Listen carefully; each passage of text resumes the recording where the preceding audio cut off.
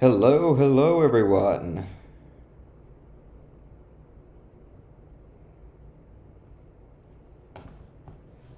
Welcome to the live stream. My name is Shashank. I am a senior data engineer, and on this live stream, I answer any questions you might have about the world of analytics. So let me see what we have over here. We have a couple of questions. Okay. WW, is it important to learn SQL stored procedures as an analyst? Yeah, you should know how they work. You probably will have to make some depending on your company's tech infrastructure. Different companies have different expectations of their analysts and their data engineers. Some companies expect their analysts to know more kind of like typical data engineering and database management stuff than other companies do. But I would argue that it is always a good idea as an analyst to be able to manage your own data to an extent. Although obviously that is supposed to be a data engineer's job. When you know how to do that, you can not only, be a more skilled analyst, which allows you to go into the office and demand more pay. You can also be a more independent analyst who is able to do their own stuff. So, hey Drew, great to hear from you. Great to hear from you. Nomon, great to see you too. All right, Grim. So, gonna start the Google search this weekend. I've been working as a VA. The details. I come from an IT background. I think I love being a data analyst. To be honest, that's awesome. Great to hear it. Chetty Thomas. Okay, got a second interview for an entry level data analyst position later today. I'm speaking with the director of risk strategy, who's my supervisor. He is technical. What can I expect? Any tips? Okay, I guess if you're speaking to a director, it's not going to be a technical interview. So, what does the company you're interviewing for do? I would recommend doing a lot of research into their businesses, what they do, and bringing that information into your interview. That when you're talking to a director, they kind of care about that high level stuff. Can you think about like the high level stuff well? Let's see. Nurayam Sardar Bakova. Hi, I was wondering if you're still mentoring the Master School Bootcamp. I'll enroll in the next batch. Hope I'll be in your class. So I'm probably not going to continue doing it. Not because again, it's an excellent program, and I love the batch I'm currently with.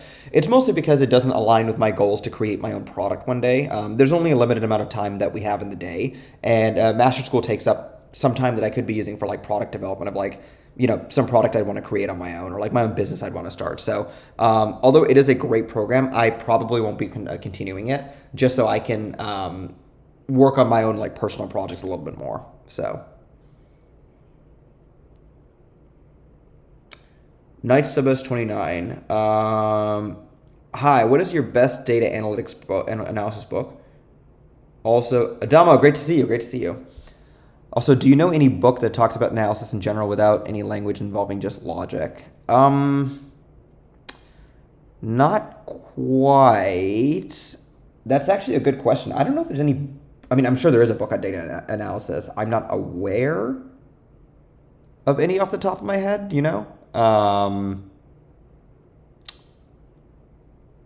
Outside of the classic book written by that guy who did.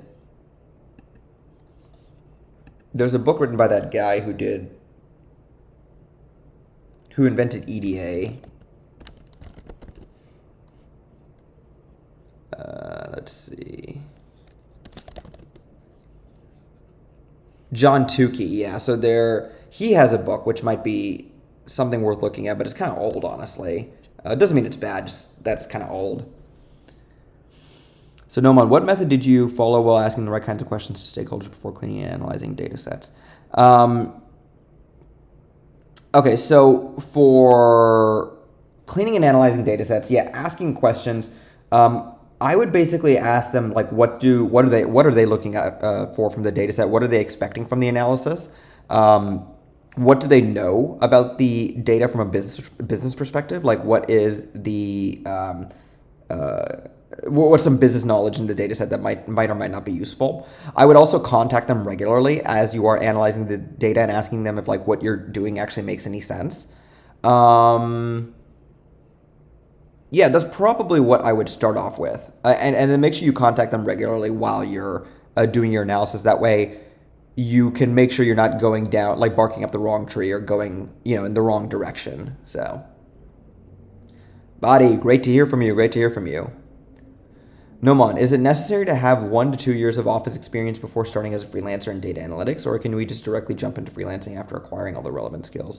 So you can definitely jump right into freelancing. The cool thing about freelancing is it is surprisingly easy to get. Like clients surprisingly don't seem to look at your qualifications. At least I don't believe they do. Um, I would say if you have a couple of years of experience, it definitely helps your case and helps you get clients. But there's not specifically any reason you can't just jump right into it. Yeah. Mohammed, hey, how's your experience been working with the betting industry so far? Can people who work as data analysts, as data scientists, sports betting companies transition into working with sports teams? So here's the thing about working with sports teams, right? Like just in general. There are very few spots for a lot of people who want those positions. Like working as an analyst in those teams is like a very desirable thing to do, and a lot of people want to do it, right? I think if you work in sports betting, you're obviously a lot, depending on what you do, right? So for example, I do like well, I guess I could transition if I wanted to. But depending on what you do, it might or might not be a easy transition, right? Because if you if you, I guess it just comes down to the fact that there aren't many positions available. That's really what it comes down to. You know, there aren't many positions available for what is going on, and like for the number of people who want those positions in the sports betting industry. So I think it's working in sports betting, you're probably better equipped to make that transition, but you're going to need a lot more. You're going to have to find like an inside connection usually. Or do like projects on the side, like the NFL Big Data Bowl and stuff like that. You know, that's where I think you'd find your best bet.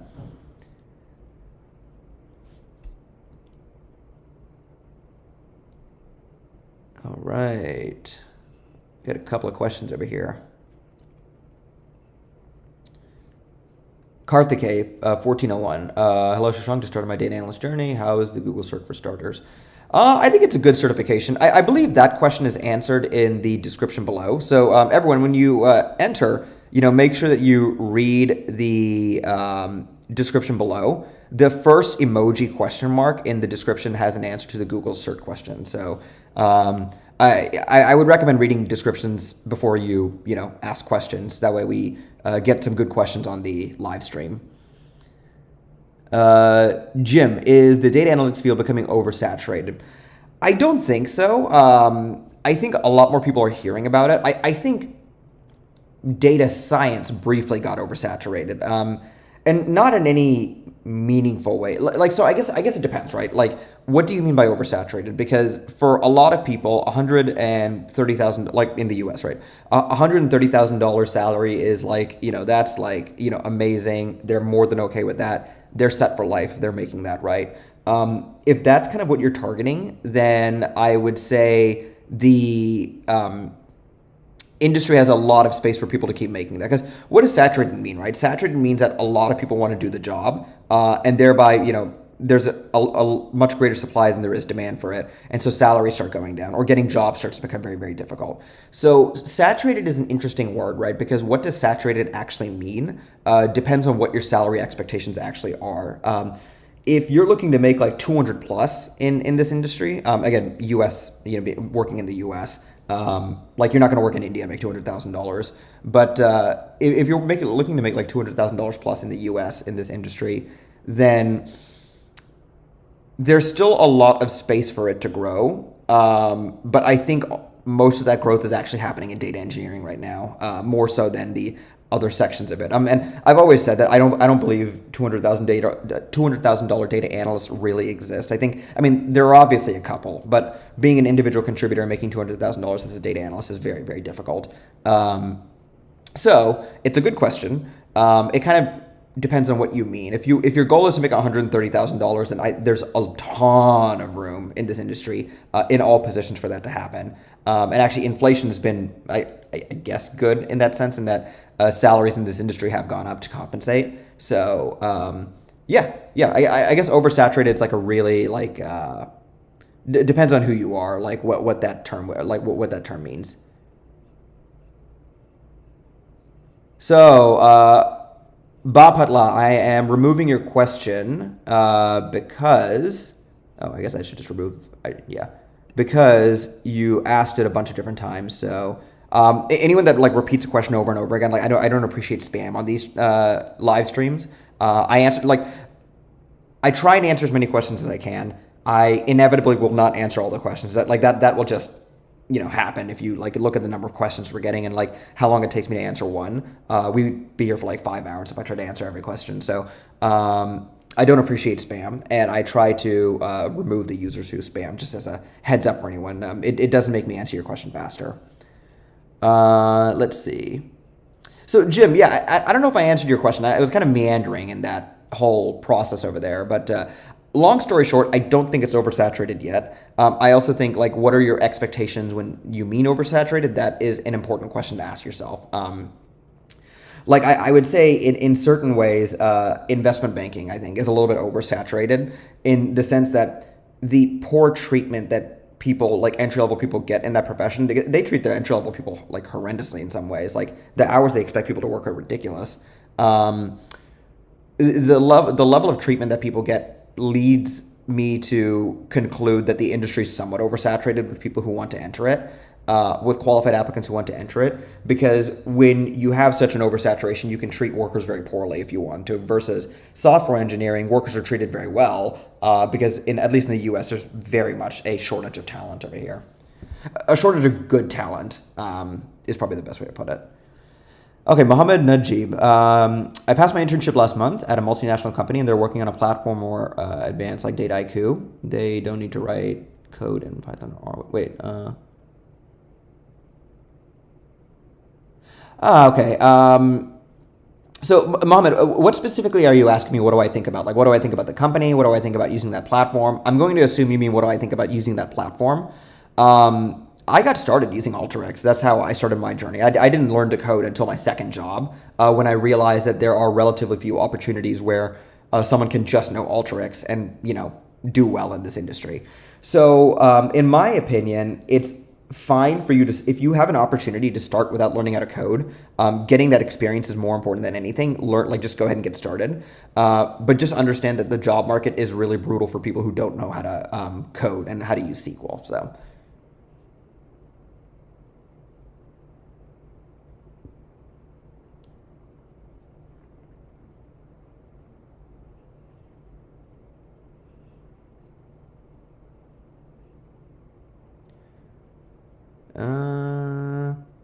Apurva, sorry, I don't do mentorships at the moment. Although if you join my Patreon, then I do answer questions on the Discord and everything, and it's a great way to support the channel as well. Patreon or YouTube membership, they both give the same benefits. I guess YouTube membership's a little bit better because it gives you the little badge as well.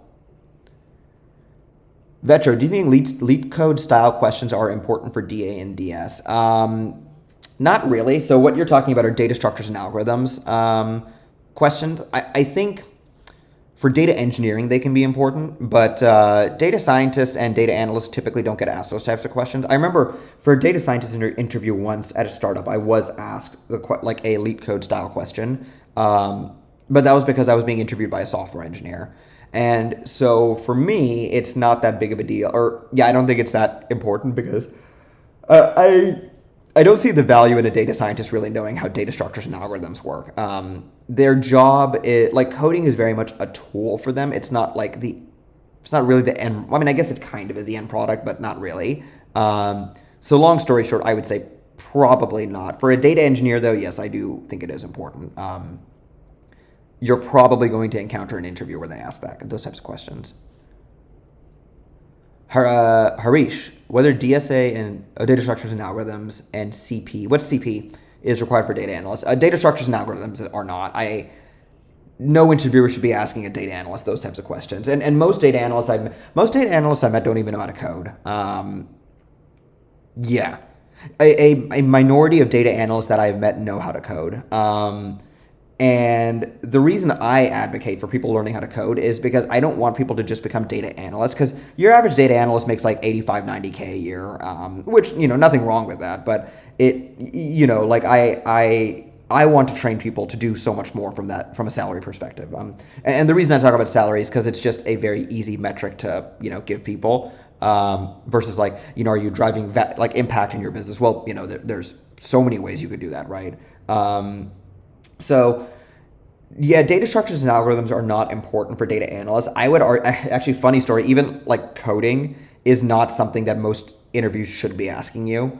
In my experience, most data analysts don't know how to code. And even SQL amongst most data analysts is like they know how to use it, but not to like some extremely high level of proficiency. Like some do, obviously, but not. I'd say a small, like a large minority know how to do that. And I advocate for people learning how to code because it puts you on a different playing field from the perspective of the type of analyses you can conduct and what you can do with your career. When you know how to code, you can go into data engineering, you can go into data science, you can take up those more advanced data analyst positions. So that's why I advocate for that. But yeah, no, data structures and algorithms are not important in my opinion.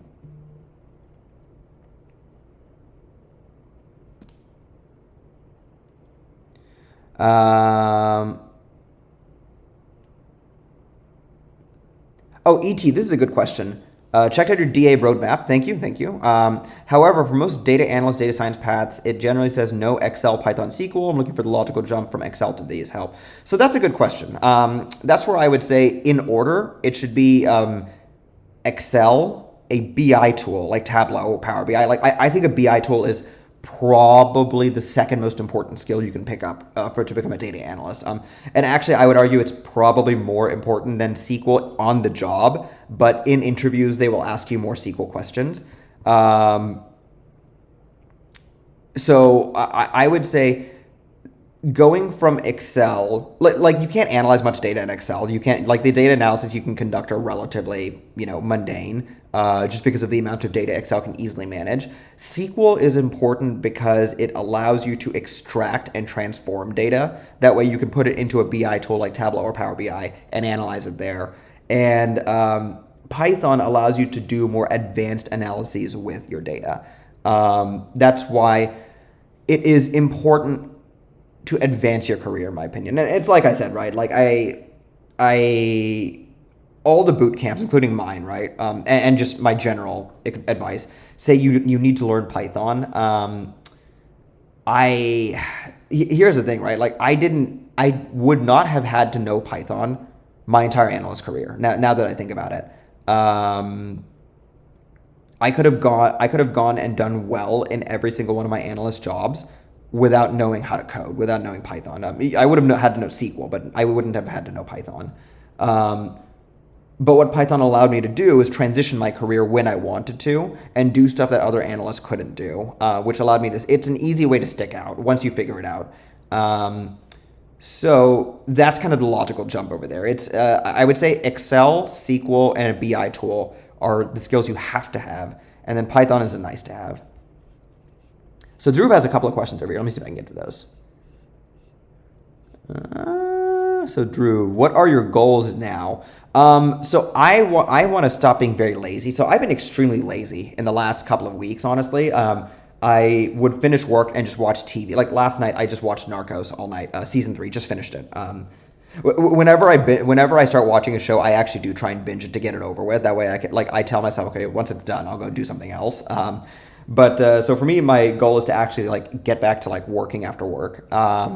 And I would like to pass 2 Amazon AWS certifications by the end of the year.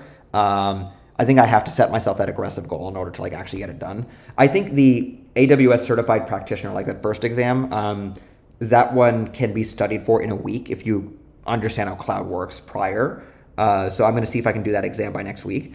And then after that, I'm going to see if I can get like more specialized exams and get the certifications for that.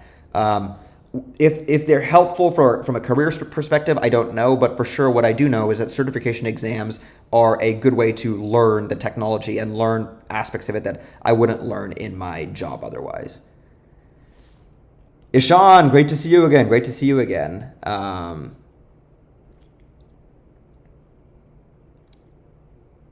Ishan, did you email me your resume? I forgot. I think Dhruv had one more thing to say. I believe whether or not you should learn to code. At any given extent, it depends on what you want in the future. Yes, that's the best way to put it. Yeah, that is the best way to put it. You can get into management not knowing how to code as a data analyst. So you can go your entire data analyst career and become very successful without ever learning how to code. What coding does is it provides you with options. Chuang Hung Lee, hello, welcome. All right, guys, so I'll be right back. I'm just going to go grab some water real fast. My throat hurts a little bit.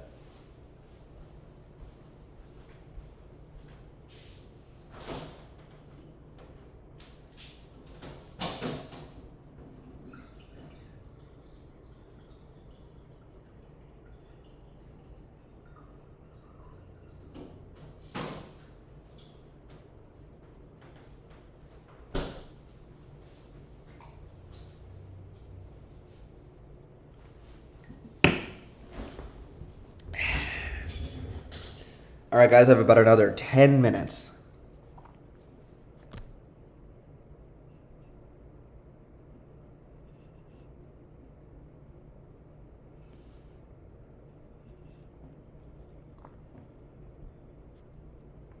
Neeraj Noel does do Mang jobs. So Meta, Apple, Amazon, Netflix, Google really look for the specified experience they mention. I think like all job descriptions, they well, actually, see, in my experience, Google's job descriptions are actually quite like well done. At least for their technical jobs, like the expectations are pretty realistic of like what people have. In my experience, the hardest thing about getting into a Mang or Fang company, right, is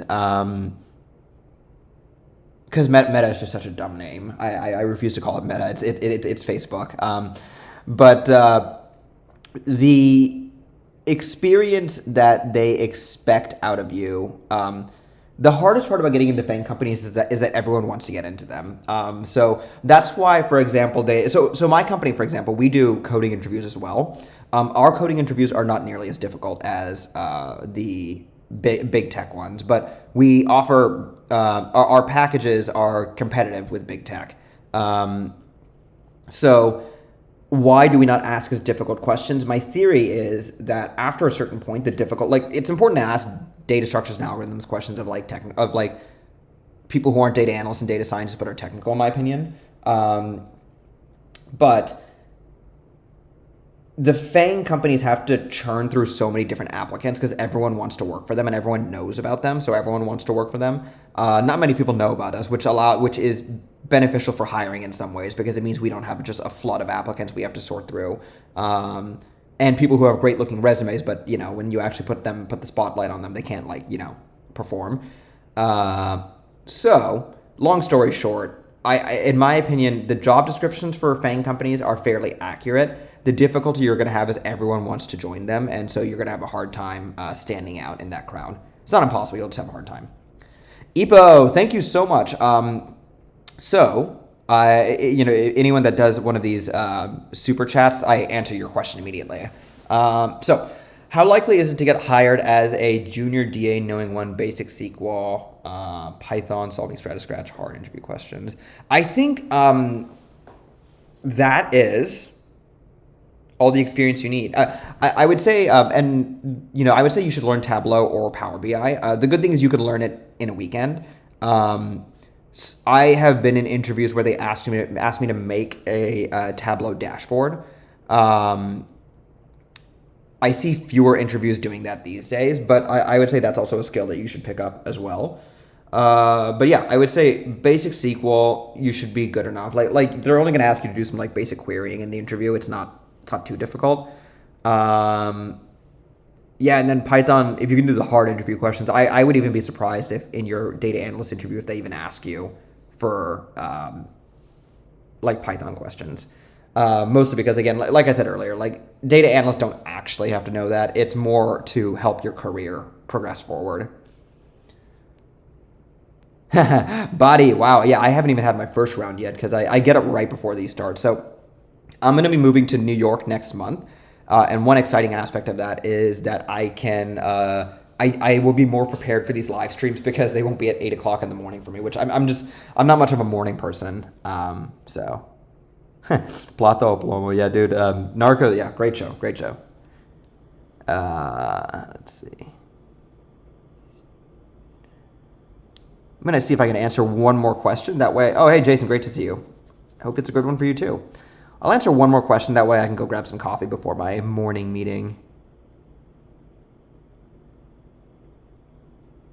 Ryan Islam, this is a good question. Is an internship as a data analyst good for a data science role? If you want to become a data scientist directly, it's more helpful than not having the internship, I guess.